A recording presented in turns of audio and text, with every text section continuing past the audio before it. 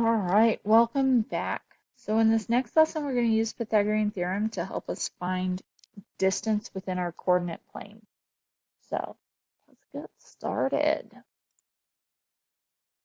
right, so we're going to be working with the fact that between 2 points, so this one is -2 comma 4, and this point here at 5 comma -1. Between these 2 points, that we create a right triangle. We kind of seen this with slope, but using that right triangle, we can find our distance, which will be our C value, our hypotenuse. All right, so we're going to be using a squared plus b squared to get our distance between those 2 points. And it can be any 2 points. Because when we do vertical or horizontal, we can count the boxes, but when we do diagonal across, our distance is not as easy as counting the boxes that we cross through. So that's why we are going to use Pythagorean theorem in order to find our values. So let's start with our first one. It's going to ask, what is the distance between point A at -2, -3 and point B at 4, 5? So I like to start by plotting them on a coordinate grid. I will find a graph paper in case that will help you guys with this. So -2, -3, so we're going to go left 2, down 3. That's where our first point is. And that's point A. And then 4, 5 is where our next point is. That's point B. And I'm going to do my best to just draw that. All right. So we're going to find the distance of what would really be the straight line there. And so what I'm going to do is I'm going to create that right triangle that we do when we find slope. And it can go up and over or down and over, either way. And then I'm going to count my boxes.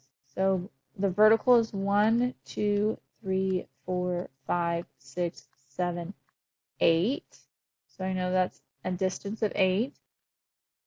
And our horizontal is 1, 2, 3, 4, 5, 6. So we have 6 and 8 as our 2 legs. And because this is a right triangle, we're finding that C value.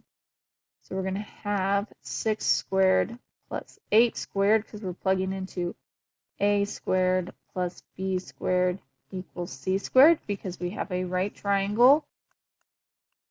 And we're going to look for c squared. So 6 squared is 36. 8 squared is 64. And then we're going to do 36 plus 64 is 100. So 100 equals c squared. I need c by itself. So we're going to take the square root because that's what undoes a square. What I do to one side, I do to the other. And the square root of 100 is 10. So our distance from point A to point B is 10. Now, the other thing you can do, now that's off of a grid. The other thing we can do is we can do our y minus y. So 5 minus a -3. And our x minus x, 4 minus a -2. And then that becomes my A and my B. So A would equal y minus y, and B would equal x minus x, or actually it doesn't matter. You could do x minus x and then y minus y, but I know we're in that habit of doing our y's first. And so that's another way, because 5 minus 3 would give us 8, and 4 minus 2 would give us 6. And so we're going to come up with that 8 and 6 to plug in. All right, next one.